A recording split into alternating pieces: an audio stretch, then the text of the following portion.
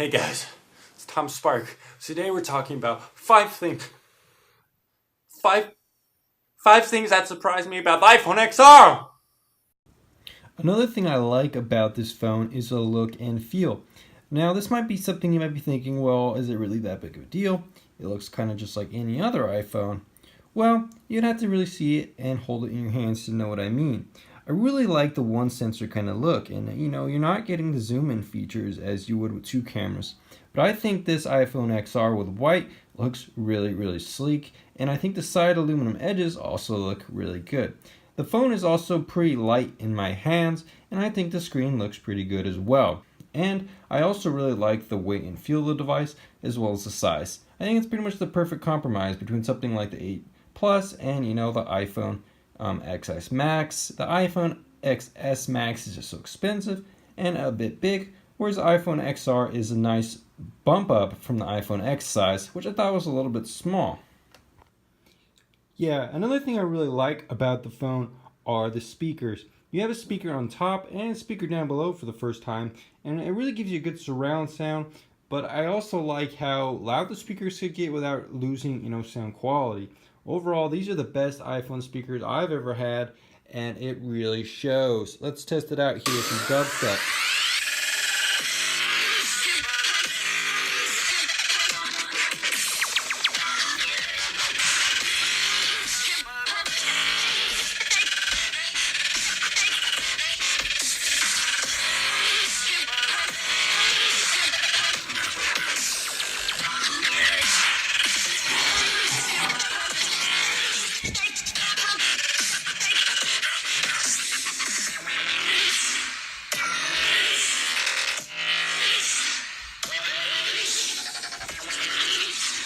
I want to talk a little bit more about the display because it's one of the things that people really are talking about a lot.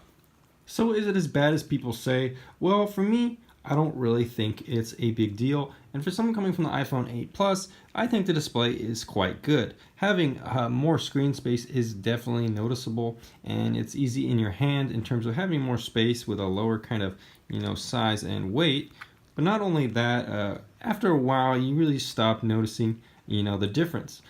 For me, I was kind of wavering in between the iPhone XS and this iPhone 10R.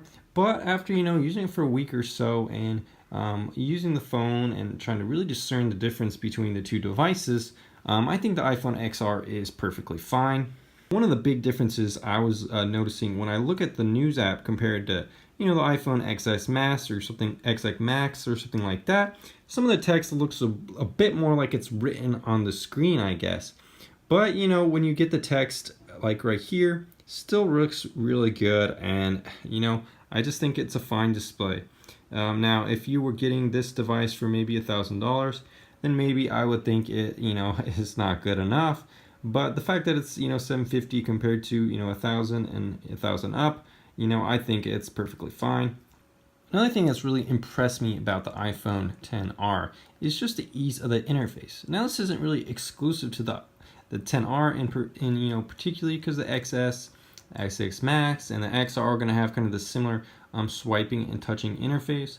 But overall, the iOS 12 swipe interface with those three phones, what you have on the XR for a cheaper price is really nice. It's really nice to swipe, to multitask, as you can see. It just works really, really well, and it just makes the phone feel a bit more fluid than it did on my 8 Plus. It just feels really good, and I think iOS 12 and the way they've handled this touch interface is really well done.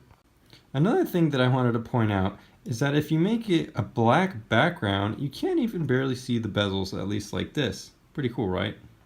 Now, what about the camera? Is it really that good? Well, one cool thing about it is that you do get that portrait mode, which is really nice. As you can see here, blurring out the background, and it does look a little bit funny there on the top left of my head, as you could see.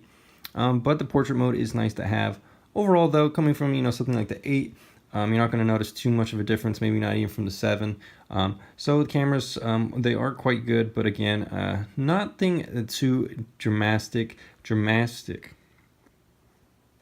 One last thing I do want to mention is the battery life on this phone is excellent. It's probably gonna give you the best battery life out of any smartphone this year.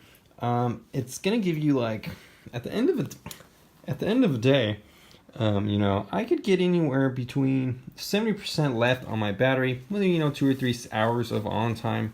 It's definitely gonna last you a full day no matter how much you use it.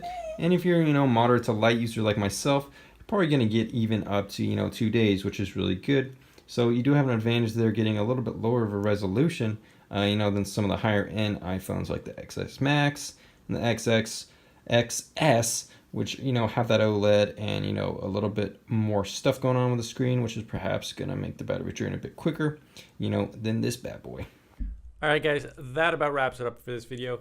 Thanks for checking out this, quick look at the iPhone XR. If you want to stick around for more tech, videos, feel free to do so.